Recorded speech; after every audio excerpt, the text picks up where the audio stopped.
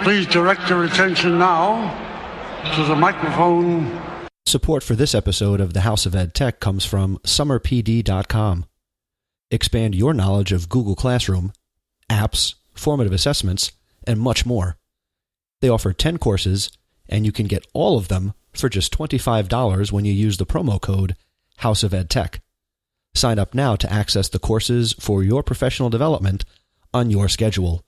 And thank you to summerpd.com for all your support.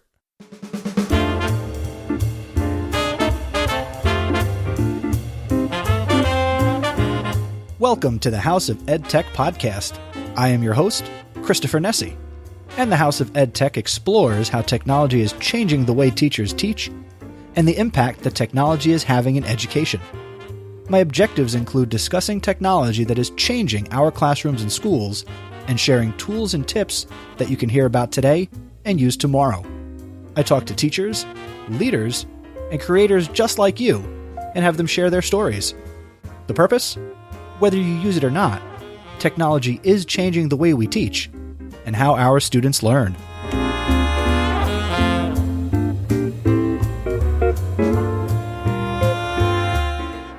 And welcome back inside the House of EdTech. This is episode number 82, and I am very pleased and very happy to welcome you to the 2017 EdTech Final Four. This is the fourth installment of this episode. It's always a fun time of year. Basketball is obviously in the air. Baseball is right around the corner, and it's just a good time of year to be working in education. I cannot lie to you. I'm really happy right now, and there's just so many wonderful things that are going on. Nothing I need to get into specifics about, but life is good, and I can't complain. So welcome to the House of EdTech. If you're just joining for the first time, thank you very much for checking out the podcast.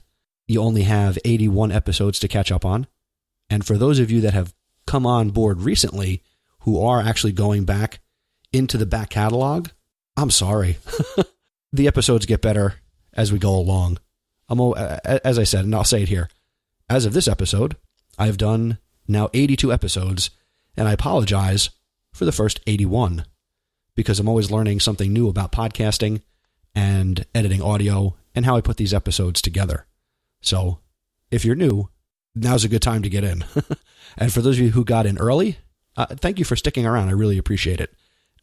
It is an honor to know that we're having this conversation right now, you and me, and we get to talk about education and technology and occasionally, some other stuff that I like to throw in from time to time. Speaking of throwing stuff in, I do want to give a couple of shout outs and have some audio feedback I'd like to share with you. First, I want to give a shout out to Emily Kress.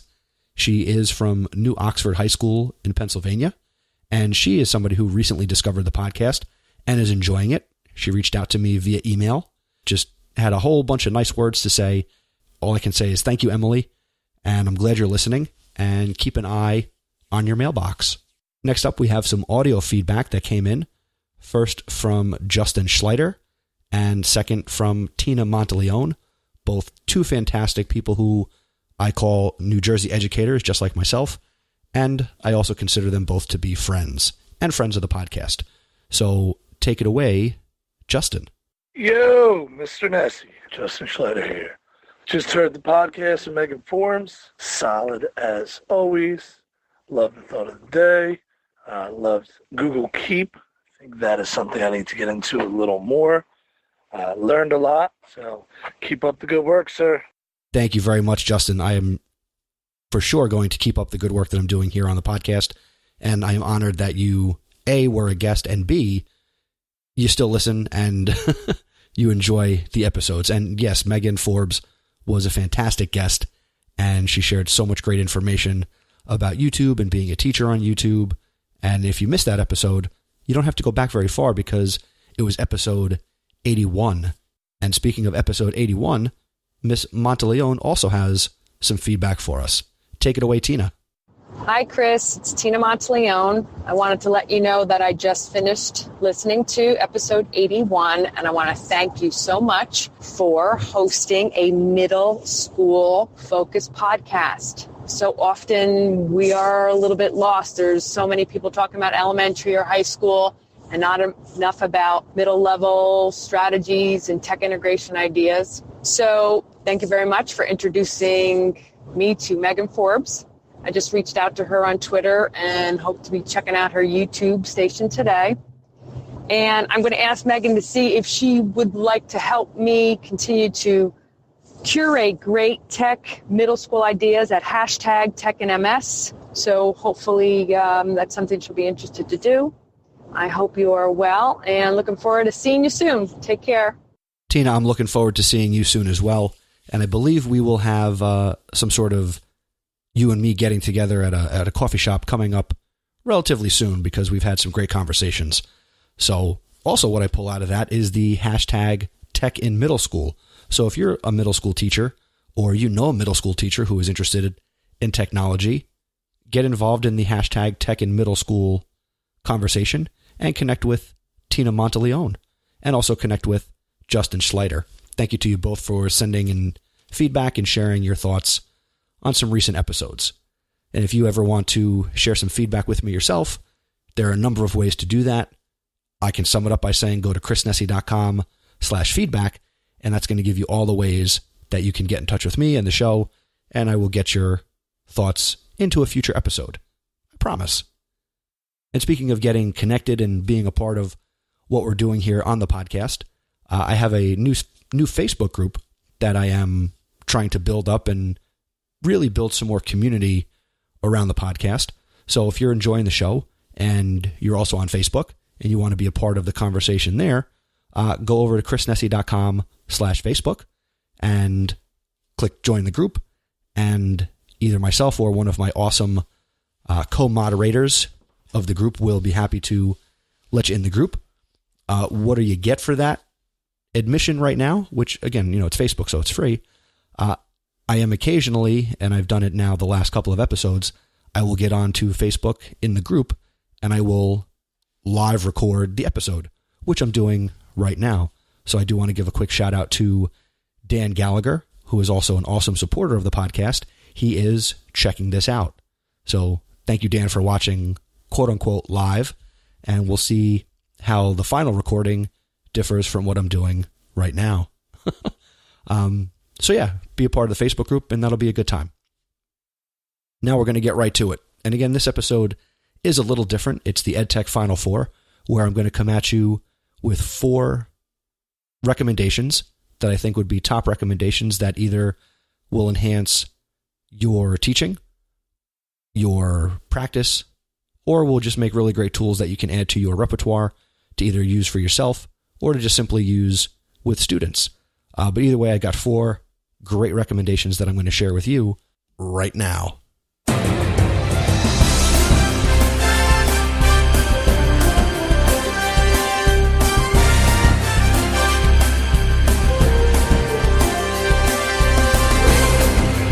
So this is it. We are here at the EdTech Final Four. So as I come to you from the courtside area here at the EdTech Dome, let's just get a couple things out of the way. We have our typical regions, and we've got 4 awesome tech tools from the 4 different regions. So let's get right to it and see how your bracket shakes out. Hopefully this is better than your real bracket, as I'm sure you've had some upsets, and maybe your bracket has exploded at this point. I don't know. But let's get right to it.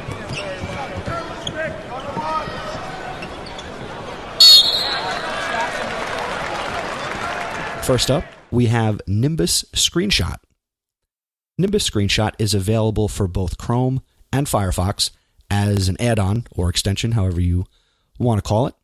And Nimbus Screenshot will allow you to do the following: to capture a screenshot of an entire web page or a section of it. You can capture your entire browser window. You can capture the window of other programs. And it will also allow you to record video from your screen or the tab and allow you to create some screencasts which is very cool. You can also record video from another active program. Nimbus also allows you to create your own drawing from scratch, which means you can use it as a graphic creation tool, and you can also annotate the screenshots and the video that you record. You can also paste different patterns and text boxes onto your screenshot to kind of highlight different areas. You can also resize and crop. Your pretty standard tools that you would find in a photo editor. Now you can do that to manipulate your screen grabs. You can export your screenshots in JPEG or PNG format, and you can also save the screenshots and screencasts to Nimbus Note. It integrates really well with Slack as well as Google Drive, and you can also comment on your screenshots and your screencasts. So I know that there is a lot of tools out there that do something similar, but this is my 100% endorsed recommendation. I use it, it's free, and you can get it for Chrome or Firefox. I use it in Chrome. So let me know what you think. If you check out Nimbus or you use Nimbus, let me know your thoughts. Go to the show notes page, leave a comment, or go to chrisnessy.com/feedback to share your thoughts on Nimbus Screenshot. And that is the first entry here in the 2017 EdTech Final Four.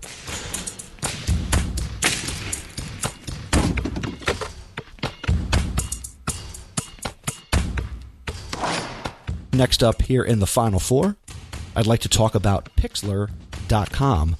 That's Pixlr.com. Pixlr allows you to use 3 different image editing tools. The first one is Pixlr Editor, which is a robust browser photo editor for all your editing needs. It's basically like Photoshop in your browser. You have full control over your images, and it allows you to work in layers and add some different photo effects beyond some basic things like vignettes. This is what I use in a pinch if I'm on a computer that doesn't have Photoshop, and that's actually a little bit rare, but for example, when I'm at school, I don't have access to Photoshop, but sometimes I need to create images or graphics, and this is my go-to tool. You can upload images from your computer. You can connect it to your Google Drive.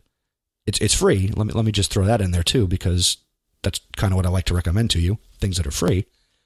And the other really cool thing you can do is if you're on a web page and you want to grab an image from a web page that you want to maybe crop or change the colors or just somehow manipulate something that you find on the web, you can get the URL of that image and you can open that directly into Pixlr, which is really cool. The second version of Pixlr that's available, again, web-based, is called Pixlr Express. And that is their actually most popular web-based photo editor that makes it really easy to edit photos. You can apply overlays, filters, stickers, and really make any photo beautiful. And that's according to their site, and I've played with it. It's pretty cool. And it's quick. There's really no learning curve. If you've ever used any type of photo program, you'll pick Pixlr up really quickly. And the third version of Pixlr that exists, again, through Pixlr.com, is Pixlr Web Apps, which are really quick, fun, and powerful online photo editors that let you apply super quick fixes like cropping, rotating, and you can add little fun styles to make any photo look a little bit cooler than when you first took it. And if you're anything like me as a photographer, you didn't get it right when you first pushed the button. So a site like Pixlr can help you enhance your photos. And that is the second entry in this year's EdTech Final Four.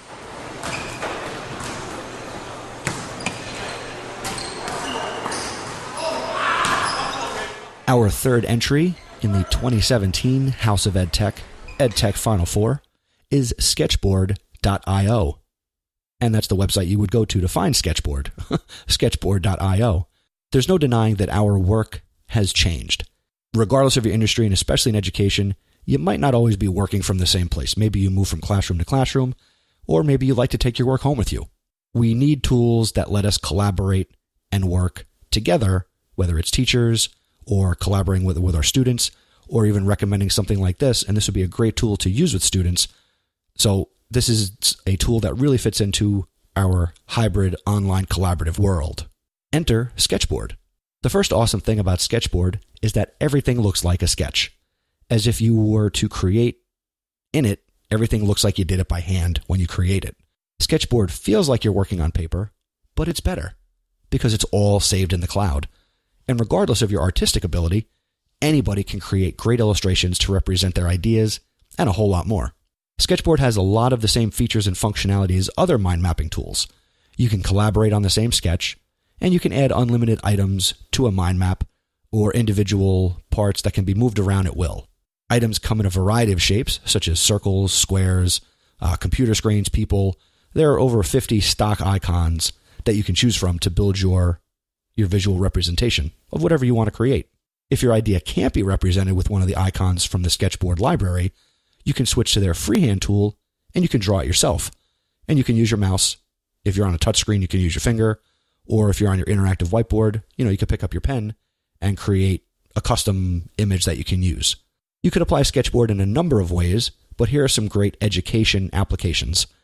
Consider using something like Sketchboard to visually map out a unit of instruction with your colleagues, grade level, department, your team members. And you and your students can use it to start creating images to represent ideas and materials that you discuss in class. And if you can get the kids to be a little more visually creative, you can kind of teach them maybe the basics of digital sketchnoting. Shout out to you, Stacy Lindis, who is our resident sketchnoter. Sketchboard is free, and that's as long as whatever you create remains public. So you can just go to sketchboard.io and you can start playing with it. They do have a free account that you can use with up to 5 other people, and you can have up to 3 private boards. Now, they do have some paid plans and options, but honestly, their pay model is not conducive to education or to schools. This is clearly a business tool for an organization, a company, a small business, and larger. But again, it's one of those rare tools that, yeah, it's good for business, but it would also be good. It's also good in education. So it's a nice way to expose your students to quote unquote real world tools. And that is the third entry into this year's EdTech Final Four.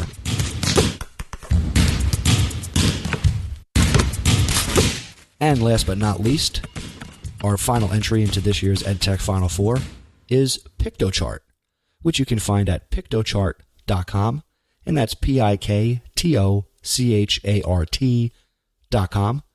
And Piktochart allows us to easily create infographics, presentations, and printables. You can create long-form infographics that are stunning, beautiful graphics. You and your students can delight and blow away your audiences when you're presenting with visually enticing infographics, which can be presented on slideshows with their presentation mode. You could also use Piktochart to enhance your classroom posters and reports, as well as spread information at a glance. They're easy to print if you want to do that. They're also easy to share, and it also helps you to easily stand out from the crowd. You can share these on the web. They have quick sharing with built-in social media options. You could also grab some basic HTML code, and you can embed what you create on a website. And you can also email it, and they'll also give you a download link too, where you could choose from any number of formats like JPEG, PNG, PDF, and you can also download in a number of different resolutions. You could also present anywhere again using their online presentation mode, and you can instantly present your graphic as if it was a slideshow. They have over 600 professionally designed templates, and you can choose from infographics, banners, reports, and some different presentation formats. They have great easy drag and drop and point and click interfaces. You can also now no longer be frustrated over complicated design software and no more expensive rates on hiring designers when you're creating presentations. You could also check out their full video tutorial library, which I will have linked in the show notes over at chrisnessy.com/82. And that is the final entry in this year's EdTech Final Four.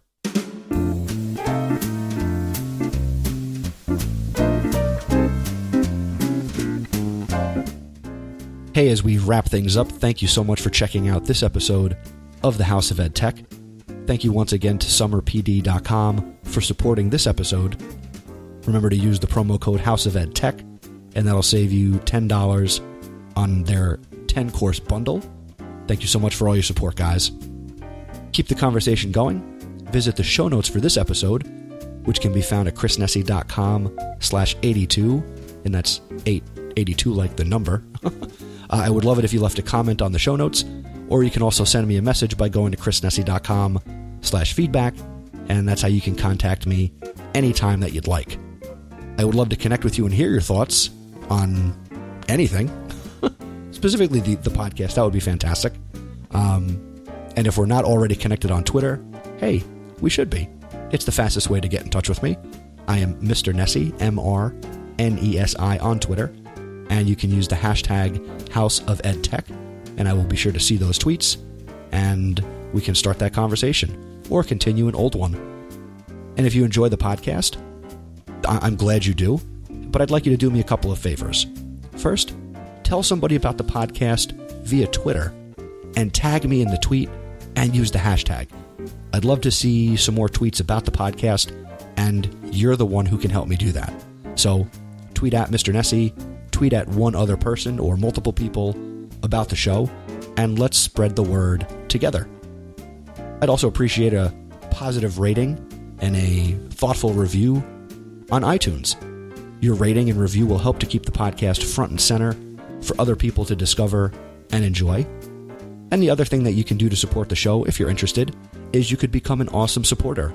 I'd like to thank Jen Giffen, Peggy George, Mark Grindell, Dan Gallagher, Jeff Herb, and Brent Warner for all of your support. If you are interested in becoming an awesome supporter, just go to chrisnessie.com/awesome. The next episode of the House of EdTech will be, of course, number 83, 17 away from 100, and that's going to come out on April 2nd, 2017, and I'm going to be speaking once again to Lynn Smargis from Utah. She was most recently on the show in episode number 75, where we talked about coding in the elementary classroom. She was fantastic, and I'm bringing her back for 83, where we're going to be talking about EdTech grants and how to fund your EdTech dreams. Until next time, thank you for learning with me, and remember, using technology isn't difficult. Just give it a try.